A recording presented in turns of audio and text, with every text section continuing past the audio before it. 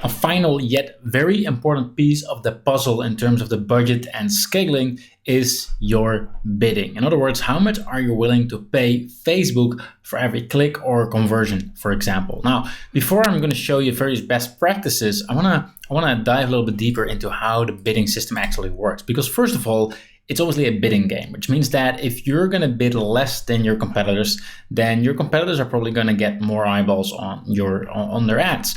But not only that, in my experience, like the best way to explain how Facebook is working in terms of their bidding game is that they're basically putting their audiences kind of like in buckets.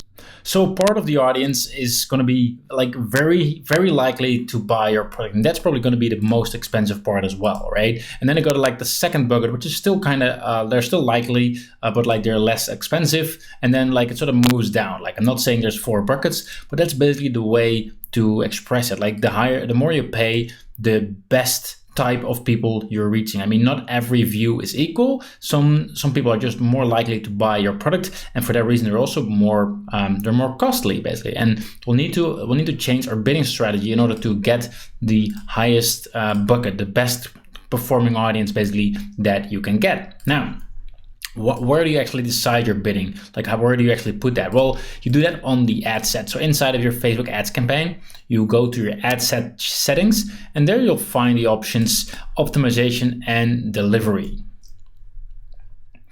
And as you will see, for the bidding, we got 2 options, and these are the main ways of bidding. You can either do automatic bidding, and that means that Facebook will set the bid that will help you get the most conversions at the best price, or you can do manual bidding. And there's a place and time for both of these, and there's actually a good way to make manual bidding work, but for most of you, automatic is going to be best. So I want to dive a little bit deeper into your actual bidding. So as I mentioned, there's 2 types of bidding. And first of all, the automatic bidding, when you choose automatic bidding, like I said, Facebook is going to do the bidding for you, which means that it's going to basically update your bid roughly every hour. You're not going to see that. It's going to do that automatically based on how much of a daily budget you have. And they're going to try to get the best bang for your buck, so to speak. In other words, they're going to do their very best. And they're very, very damn good at it, actually, which is why this is actually the recommended option for most people. And a good pro of this is that you won't run into any delivery issues, because it will always try to optimize the bidding so that your ads will actually be seen by your audience.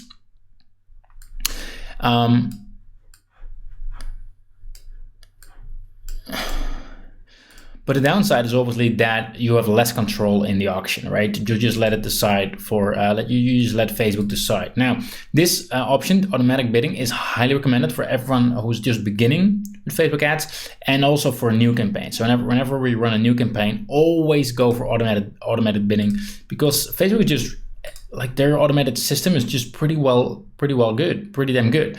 So this is most of the times the most recommended way. Now, you also have an option called manual bidding.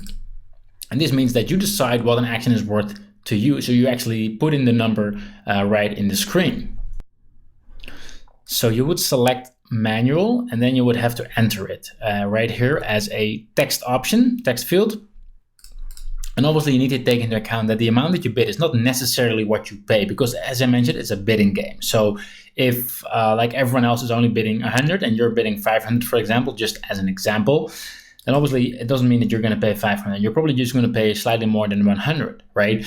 But this option, the manual bidding option, is only recommended for advanced users and established campaigns. So once you already have a campaign that is working and you want to scale it up further and you actually know what you're doing, and also people who have a budget to spend, right? This is not for a low budget, because you need to have quite a bit of budget to make manual bidding work. But for those that are in that section, I do want to share my insights on this, because if you're at that level, then manual bidding is awesome. Like it's definitely, there's definitely a lot of potential in there.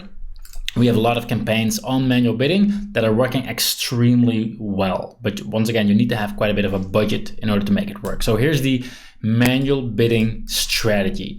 So how much would you enter in as the manual bid? The recommendation would be to use max bid.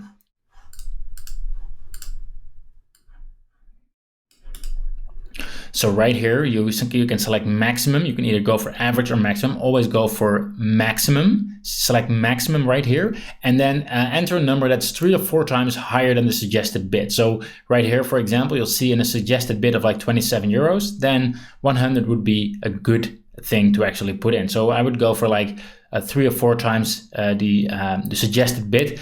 And this means that we're going after premium audiences, because this is with this kind of bidding, you're likely to outbid any of your competitors, because they're either on auto bidding or they are in a lower manual bid, right? There's not many people who do 3 or 4 times the suggested bid, but I definitely recommend to do this because this is working extremely well for us. Now, the thing that you need to consider though is that your daily budget needs to be 5 or 10 times the suggested bid. In other words, let's say you're entering $100 per purchase as your manual bid amount.